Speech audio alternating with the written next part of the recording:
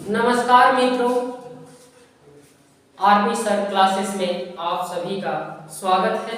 आइए देखते हैं आज का जो क्वेश्चन है बिल्कुल बेसिक से है। पहला क्वेश्चन आपको स्क्रीन पे दिखाई दे रहा होगा। पहला क्वेश्चन है बिल्कुल बेसिक का है। 110 के मतलब मल्टीप्लाई 110% के 10% का मान ज्ञात कीजिए कि इसका वैल्यू क्या होगा।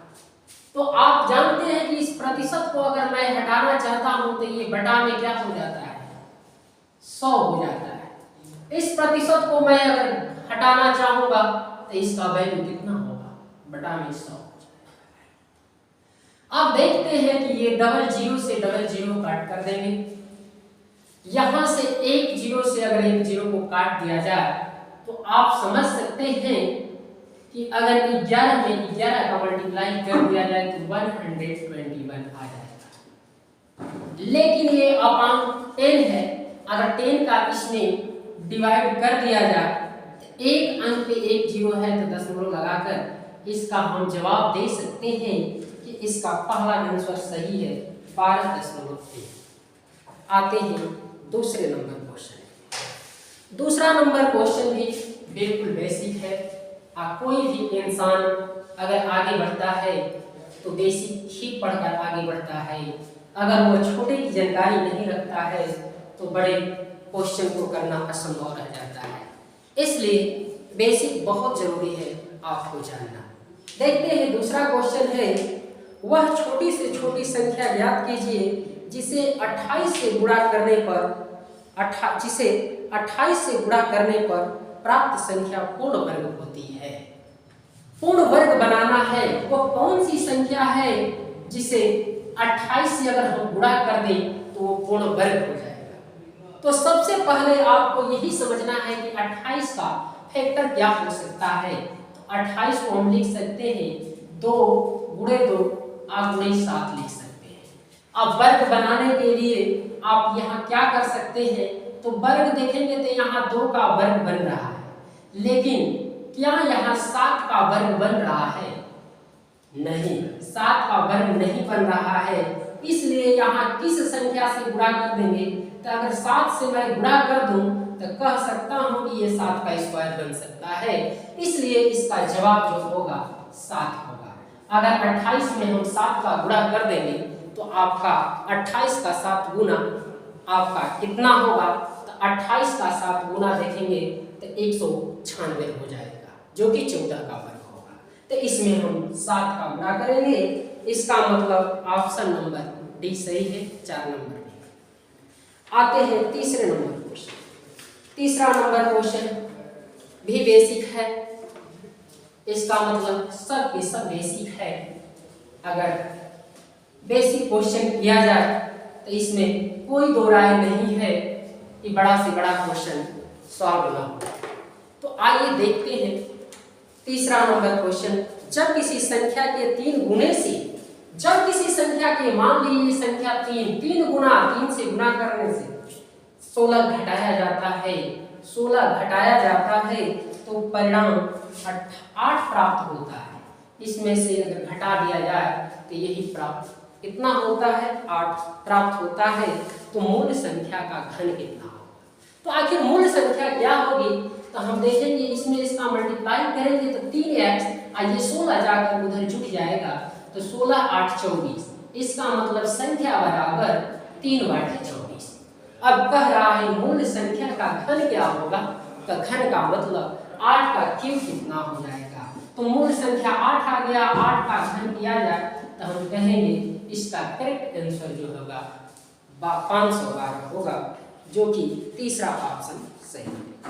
आते हैं 4 नंबर क्वेश्चन। 4 नंबर क्वेश्चन भी आपको स्क्रीन पे दिखाई दे रहा हो। 4 नंबर क्वेश्चन है, इसमें बहुलक ज्ञात करना है। 4 नंबर क्वेश्चन है, बहुलक ज्ञात करना है। इसमें है 21, 22, 23, 23, 24, 24 और 24। इसमें कह रहा है इसका बहुलक क्या होगा। बहुलक का मतलब क्या होता है कि जो बहुत बार आया है संख्या, वही बहुलक होता है। 21 सिर्फ एक बार, 22 दो बार, 23 दो बार, लेकिन सबसे अधिक बार जो 24 है 3 बार आया है। तो इसका करेक्ट आंसर कितना होगा? तो हम कहेंगे बहुलक बराबर ये कितना हो जाएगा? 24 हो गया। इसका मतलब बहुत बार आने वाली संख्या क्या है? 24 है। आते हैं 5 नंबर क्वेश्चन। 5 नंबर क्वेश्चन जो है ये भी जो है लाभ हानि से लिया गया है, और लाभ हानि का ये क्वेश्चन भी है तो बहुत ही बेसिक क्वेश्चन है, बहुत ही इजी क्वेश्चन है। देखते हैं, एक वस्तु को 760 रुपया में बेचे जाने पर 5% की हानि होती है, वस्तु का क्रय मूल्य क्या है? क्वेश्चन में यही कह रहा है कि किसी वस्तु को 760 रुपया में बेचते हैं, तो इसमें कह रहा है कि 5% की हानि होता है। हानि का मतलब नुकसान होता है, और नुकसान का मतलब क्या है कि कमी होता है। अब कमी का मतलब, प्रतिशत का मतलब 100 है, और 100 में से अगर हम 5 को कम कर दें तो इसका मतलब कि ये 95% का वैल्यू आपको दिया है 760। अब कह रहा है क्रय मूल्य क्या होगा? तो जब प्रतिशत का क्वेश्चन है तो क्रय मूल्य आपका जानना है। तो क्रय मूल्य इसका मतलब कि 100% का आप जवाब दे सकते हैं। तो यही इस क्वेश्चन का जवाब है। तो कैसे 100% का निकालेंगे? तो आप जान सकते हैं कि अगर 5 से इसमें अगर हम भाग दे देंगे, चाहे 5 न देकर बड़ा वैल्यू से कर देंगे, तो 19 5 95, 19 चौक 76 कह सकते हैं। तो 5% का मान कितना होगा? 40 हो जाएगा। तो 100% का मान, तो आखिर इस 5 में किसने मल्टीप्लाई करेंगे? 100 होगा। तो हम कहेंगे 5 में यदि अगर 20 का मल्टीप्लाई कर दिया जाए तो 100% बन जाएगा। ठीक, ये 40 है, और 40 में हम क्या करेंगे कि यहाँ भी 20 का मल्टीप्लाई कर देंगे। तो 40 में अगर 20 का मल्टीप्लाई करेंगे तो इसका जवाब जो होगा क्रय मूल्य कितना आएगा? 800 रुपया आएगा। यही क्वेश्चन का आंसर है, जो कि पहला ऑप्शन सही है। आते हैं अगले नंबर क्वेश्चन। अगले नंबर 6 नंबर क्वेश्चन है, जो आपको स्क्रीन पे दिखाई दे रहा होगा। 6 नंबर क्वेश्चन है, जो कि चक्रवृद्धि ब्याज और साधारण ब्याज से है। कभी भी किसी भी कंपटीशन में अगर क्वेश्चन लगाते हैं तो ट्रिक भी जानना बहुत जरूरी है। तो इस क्वेश्चन को आप ट्रिक के माध्यम से करेंगे। कह रहा है कि 100 रुपये की राशि, मतलब मूलधन दे दिया, कितना? 100 रुपया। 2 वर्ष के लिए समय दे दिया है, समय दे दिया है, ये मूलधन है। आज समय टी का मान दे दिया कितना? 2 वर्ष। 2 वर्ष के लिए 10% वार्षिक चक्रवृद्धि ब्याज और साधारण ब्याज के बीच का अंतर क्या होगा? आर का मान दे दिया है। आर का मान कितना दिया है? आर का मतलब दर दिया है 10%। यही क्वेश्चन में कह रहा है कि आपको जानना है CI माइनस SI की वैल्यू क्या होगा। चक्रवृद्धि ब्याज और साधारण ब्याज का अंतर क्या होगा? इस क्वेश्चन को लगाएंगे तो मेथड की तो कमी नहीं है, लेकिन इस क्वेश्चन को हम बेसिक पर न देखते हुए, ट्रिक होता है 2 वर्ष के साधारण चक्रवृद्धि ब्याज और साधारण ब्याज का अंतर क्या होता है? तो अंतर बराबर होता है P ब्रैकेट में R/100 पावर 2 होता है 2 वर्ष के। अब देखिए इसमें अंतर कह रहा है मूलधन कितना दिया है, तो 100 रुपया ये मूलधन दिया है। R कितना दिया है? 10 दिया है, और 10/100। और समय कितना दिया है? 2 वर्ष। यहाँ से जबकि 1 0 से 1 0 काट दिया जाए तो हम कहेंगे ये तो 100 होगा, और मल्टीप्लाई 2 है, तो 1/10 और 1/10। तो 1/10 1 0 से 1 0 खत्म। इसका मतलब 1 में 1 का मल्टीप्लाई करेंगे तो यही CI माइनस SI का अंतर जो होगा 1 रुपया होगा। आते हैं अगले नंबर क्वेश्चन। अगले नंबर क्वेश्चन 7 नंबर है, 7 नंबर जो क्वेश्चन है बिल्कुल जो देख रहे हैं एलसीएम और एचसीएफ का है। ये भी एक क्वेश्चन मात्र बेसिक है, लेकिन देखने में छोटा तो है, लेकिन क्वेश्चन बहुत ही इंपॉर्टेंट है। आप जानते हैं कि देखने में छोटा लगे घाव को करे गंभीर। ये जानते हैं कि अगर आप शुरुआत में छोटे चीज को इग्नोर कर रहे हैं तो वही छोटा चीज एक दिन आपके लिए असफलता का कारण बन सकता है। इसीलिए छोटे चीज से ही बहुत कुछ सीख मिलती है। इसलिए छोटे को इंपॉर्टेंट मानकर हमको क्वेश्चन को सॉल्व करना ही चाहिए। दिया है कि दो संख्याओं का एलसीएम, दो संख्याओं का एलसीएम दिया है जो 48 है, और उनका अनुपात, मतलब ये अनुपात, ये प्रथम संख्या और दूसरी संख्या में अनुपात दिया है 2 संबंधित 3। संख्याओं का योग कितना होगा, तो प्रथम संख्या और द्वितीय संख्या होगी कितनी, ये तो अनुपात दिया है। तो हम मान सकते हैं कि प्रथम संख्या 2x और द्वितीय संख्या 3x। इन दोनों का अगर एलसीएम मैं निकालता हूं तब एलसीएम यहाँ निकल कर तैयार है। लेकिन इन दोनों का अगर एलसीएम निकालते हैं तो x तो दोनों में कॉमन है ना, अब 3 दूना के कितना होगा 6x, तो इसका एलसीएम कितना हो जाएगा 6x। और 6x हो गया, यही एलसीएम से एलसीएम का तुलना कर देंगे तो ये 48। तो x बराबर क्या होगा, तो x बराबर आप देख सकते हैं तो 6 वाटे कितना होगा 48। वह संख्या क्या होगी, तो फर्स्ट संख्या क्या है 2x है, तो एक संख्या 2x और एक संख्या 3x। इसका मतलब दोनों का योग पूछ रहा है, तो दोनों का योग देखा जाए तो कितना हो जाएगा, तो हम कहेंगे 5x हो जाएगा। और x की वैल्यू कितना है 8 है, तो इसका मतलब हम 5 में अगर 8 का मल्टीप्लाई कर देंगे तो यही 5 वाटे कितना हो जाएगा 40। ये दोनों संख्याओं का योग हो जाएगा। आगे देखते हैं, अगला भी क्वेश्चन जो है कि घन से है।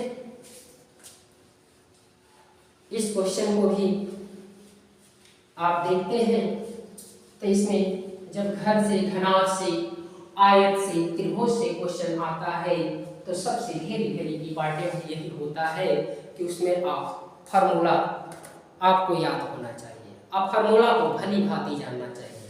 अगर फार्मूला गया तो आपको सब कुछ चला जाएगा। इसका मतलब देखेंगे, उस घन के विकर्ण की लंबाई ज्ञात कीजिए जिसकी भुजा 3 सेंटीमीटर है। जिसकी भुजा कितना है, ये घन की भुजा दिया है 3 सेंटीमीटर। आपसे घन का विकर्ण कर रहा है, तो घन का विकर्ण क्या होता है, घन का विकर्ण का फॉर्मूला होता है 3 नहीं होता है भुजा गुणे करनी में 3, या करनी में 3 ए होता है, ए का मतलब भुजा होता है। इसका मतलब क्यों करनी में 3 हो गया था, आप जानते हैं कि घन का विकर्ण लंबाई गुणे ऊंचाई, लंबाई का स्क्वायर चौड़ाई का स्क्वायर और ऊंचाई का स्क्वायर होता है, इसलिए तीनों सेम होता है। √3 तो हो गया और इनटू भुजा होता है। तो यहाँ से देखा जाए तो भुजा कितना है 3 सेंटीमीटर और करनी में 3 है, तो यही जो है घन का विकर्ण होगा 3 करनी में 3 सेंटीमीटर होगा, जो कि दूसरा ऑप्शन सही है। आते हैं अगले नंबर पर। अगला नंबर भी क्वेश्चन देखा गया तो ये प्रॉफिट एंड लॉस से है। प्रॉफिट एंड लॉस में देखा जाता है तो बहुत वेरी इंपॉर्टेंट कहा जाए तो क्रय मूल्य और विक्रय मूल्य होता है, और लाभ और हानि का मालूम उसी से चलता है कि कैसे लाभ होता है और कैसे हानि होता है। तो मात्र सबसे महान चीज होता है क्रय मूल्य। क्रय मूल्य से अधिक में बेचा जाता है तो लाभ, क्रय मूल्य से कम में बेचा जाता है तो उसमें हानि होता है। आते हैं क्वेश्चन पे चर्चा करते हैं। एक वस्तु को 642 रुपया में बेचा गया, इसका मतलब कि 642 में बेचा गया, तो ये बेचा गया मतलब विक्रय मूल्य, जबकि उसका क्रय मूल्य का मतलब कास्ट प्राइस सीधी 600 रुपया था। तो पूछ रहा है लाभ प्रतिशत क्या होगा। ये आप समझ सकते हैं कि प्रॉफिट इक्वल टू क्या हो सकता है। तो यहाँ प्रॉफिट क्या हो सकता है, तो आप जानते हैं अपना पूंजी लगाए हैं 600 और बेचे हैं 642 रुपये।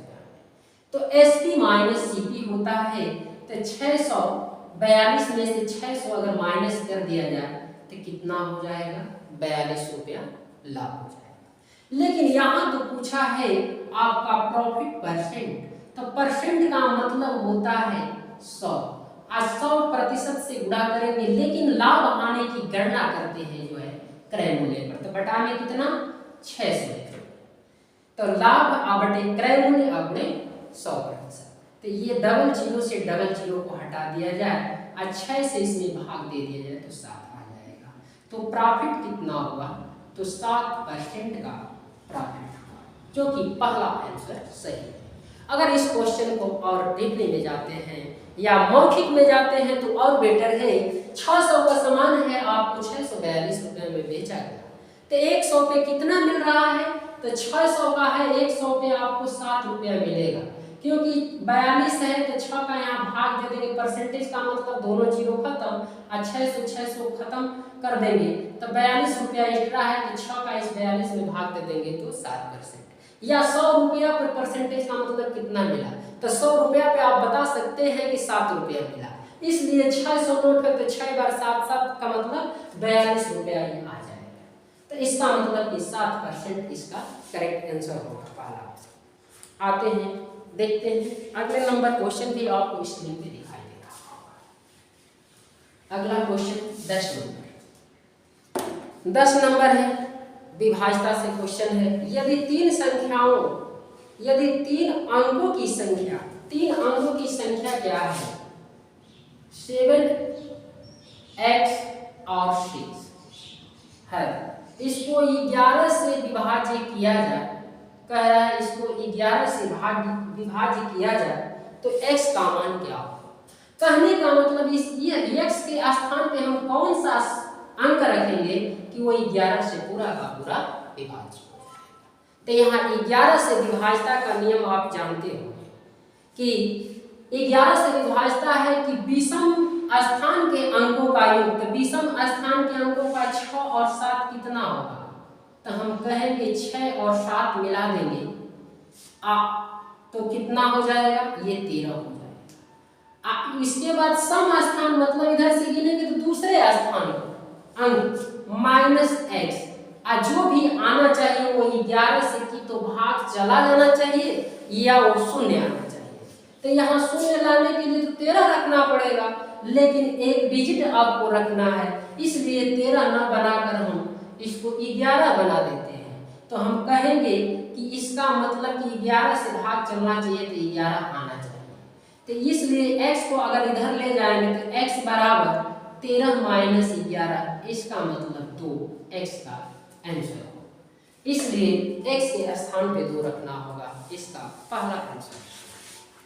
आते हैं अगले नंबर क्वेश्चन जो है ये रेशियो से दिया है, ये भी आपको दिखाई दे रहा होगा। 11 नंबर क्वेश्चन कह रहा है 2, 5, 8, 14, 21 का माध्य ज्ञात कीजिए। माध्य का मतलब संख्याओं का योग बटे में संख्या, संख्याओं का योग कितना 1, 2, 3, 4, 5 है, बटे में संख्या कितना 5 है, 5 से भाग दे दीजिए।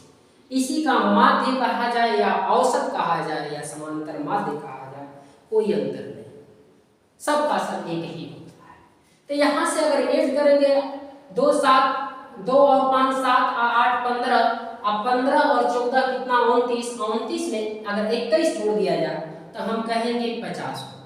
अब 50 बटे अगर हम 5 कर दें तो इसका करेक्ट आंसर जो होगा, जो माध्य आएगा वो 10 आएगा, जो कि इसका चौथा ऑप्शन से। आते हैं देखते हैं सर्वसमीका से एक क्वेश्चन है 12 नंबर क्वेश्चन है। दिया है क्वेश्चन में कि यदि a प्लस बी बराबर 9 और दिया है ए स्क्वायर प्लस बी स्क्वायर बराबर 53। तो आपसे पूछ रहा है कि ए बी का मान क्या होगा, ए बी का मान क्या होगा। इस क्वेश्चन में आप यही करेंगे कि जो बस दिया गया है उसी से आप क्वेश्चन का आंसर निकालेंगे। तो इसका मतलब हम इसी को दोनों को पकड़ लेंगे, तो इसका मतलब कि आपका समस्या समाधान हो जाएगा। अगर इन दोनों के पक्षों का वर्ग कर दिया जाए इन दोनों से, तो हम कहेंगे इसका भी वर्ग कर दें और इसका भी वर्ग कर दें।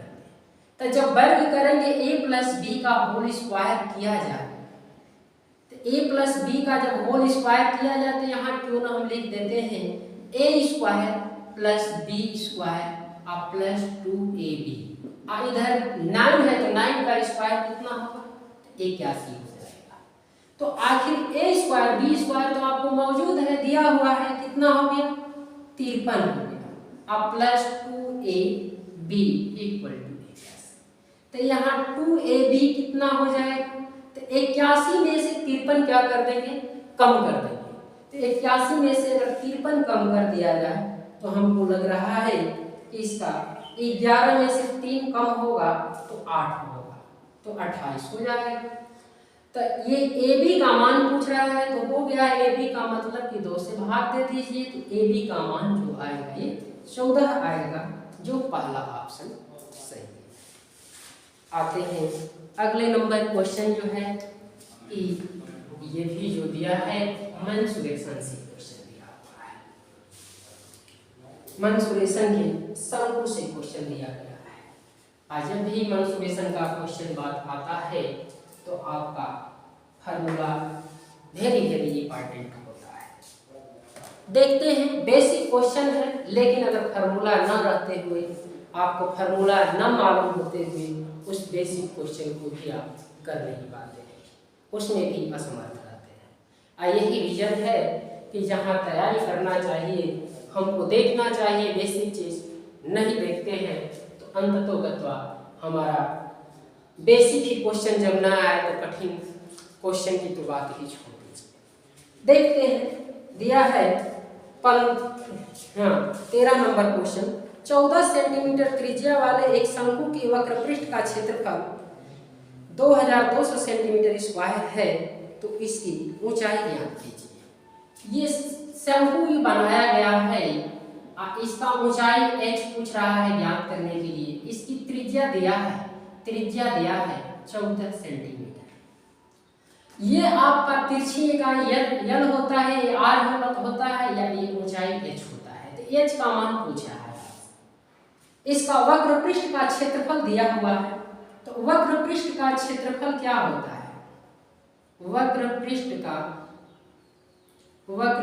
का क्षेत्रफल होता है आपका, ये क्षेत्रफल दिया हुआ है 2200 सेंटीमीटर स्क्वायर। क्षेत्रफल का फार्मूला क्या होता है, तो ये फार्मूला पाई आर एल होता है। अब पाई आर एल कितना दे दिया, 2200 सेंटीमीटर। अब यहाँ अगर पाई देखा जाए तो पाई का मान सबके सब जानते हैं कि 22/7। आर का मान तो खुद दिया हुआ है, कितना है 14/1। तो एल का मान आप जान सकते हैं, क्योंकि यहाँ लिखेंगे 2200। अब बटा में अगर 1 मान ले तो इसमें कोई दो राय नहीं है, इसमें 7 से अगर भाग करेंगे तो 2 बार में 14 कट जाएगा। आइए देखिए कि क्रॉस मल्टीप्लाई करेंगे तो ये नीचे ही आएगा, इसलिए 22 से कम 22 एक बार में कट गया। आप 2 से इसको काट देंगे तो ये कितना बन जाएगा 50। तो यल का मान कितना हो गया 50। अब देखिए कि यहाँ पूछ रहा है कि एच का मान ऊंचाई उस शंकु की क्या है। तो शंकु की ऊंचाई का फार्मूला होता है √L का स्क्वायर माइनस h का स्क्वायर। तो L का स्क्वायर, L के जगह पे हम कितना रख देंगे, L के जगह मतलब कि 50 का स्क्वायर कर दें।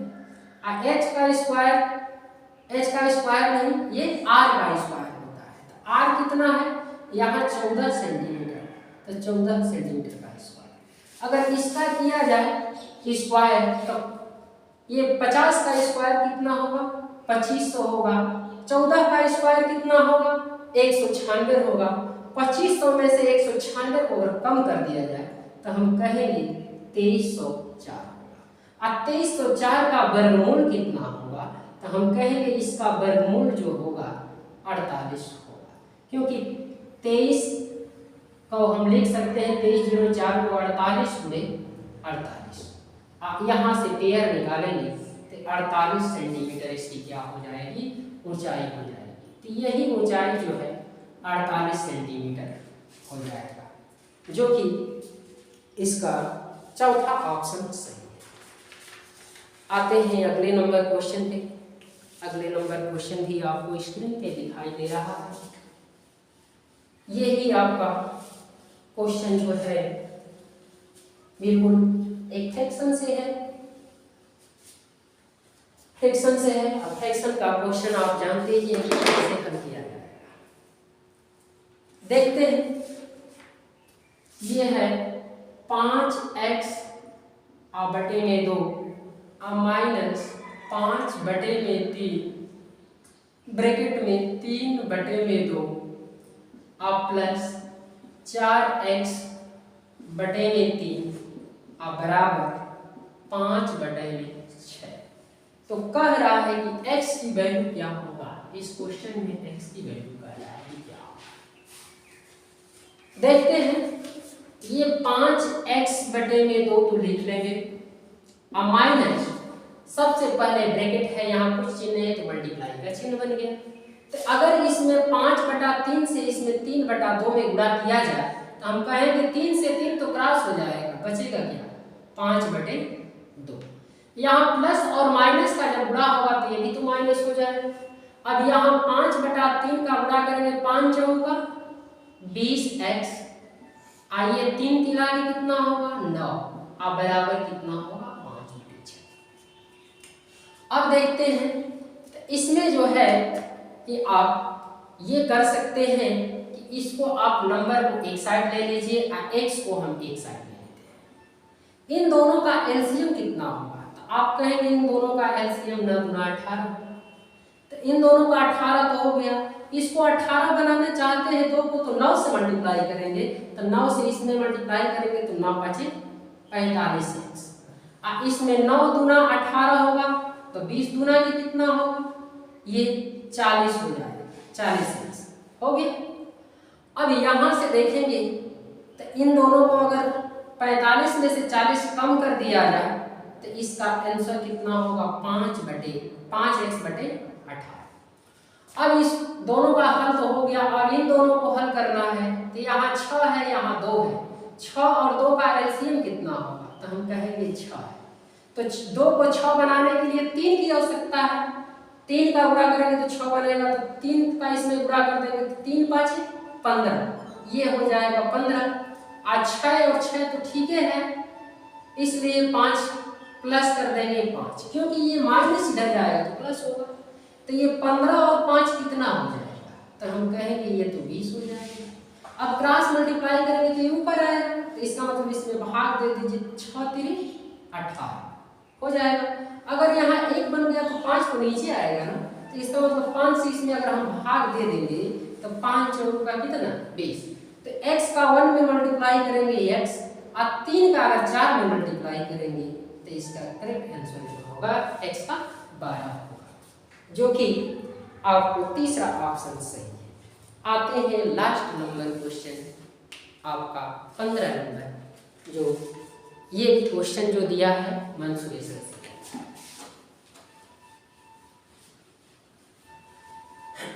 लास्ट नंबर क्वेश्चन देखते हैं। एक समचतुर्भुज के विकर्णों की लंबाई, एक समचतुर्भुज के विकर्णों, समचतुर्भुज का मतलब क्या है, सब सेम है, और इसका विकर्ण दिया है, मतलब इस प्रकार से आपका विकर्ण है। तो एक यहाँ विकर्ण दिया है, विकर्ण की लंबाई मतलब एक D1 विकर्ण हो जाएगा 18 सेंटीमीटर, और एक दूसरा विकर्ण D2 दिया है 14 सेंटीमीटर है। तो क्षेत्रफल सेंटीमीटर स्क्वायर में ज्ञात कीजिए। तो ये देखिए कि कि समचतुर्भुज का एक विकर्ण ये हो गया और एक विकर्ण ये हो गया। मान लीजिए कि ये D1 हो गया, ये D2 हो गया। तो समचतुर्भुज का क्षेत्रफल क्या होगा? तो समचतुर्भुज का क्षेत्रफल देखा जाए तो क्या होता है, 1/2 इंटू दोनों विकर्णों का गुणनफल, पहला विकर्ण गुणे दूसरा। तो 1/2, अब पहला विकर्ण कितना 18, दूसरा विकर्ण कितना 14। तो ये अगर भाग दे दिया जाए तो 9 बन जाएगा। तो ये कितना होगा, 14 9 126 ये सेंटीमीटर स्क्वायर हो जाएगा, जो कि पहला ऑप्शन सही है। इसी के साथ ये हमारा क्लास समाप्त होता है। ये क्लास अगर आपको सभी को समझ में आया होगा तो प्लीज़ मेरे चैनल को सब्सक्राइब, शेयर और ज़्यादा से ज़्यादा लाइक करें कि हमारा भी अगला क्लास जो शुरू हो अंदर से इतना उत्साहित हो कि अगला क्लास दिन पर दिन और बेटर होता जाए। इसी के साथ ये क्लास खत्म होता है। धन्यवाद।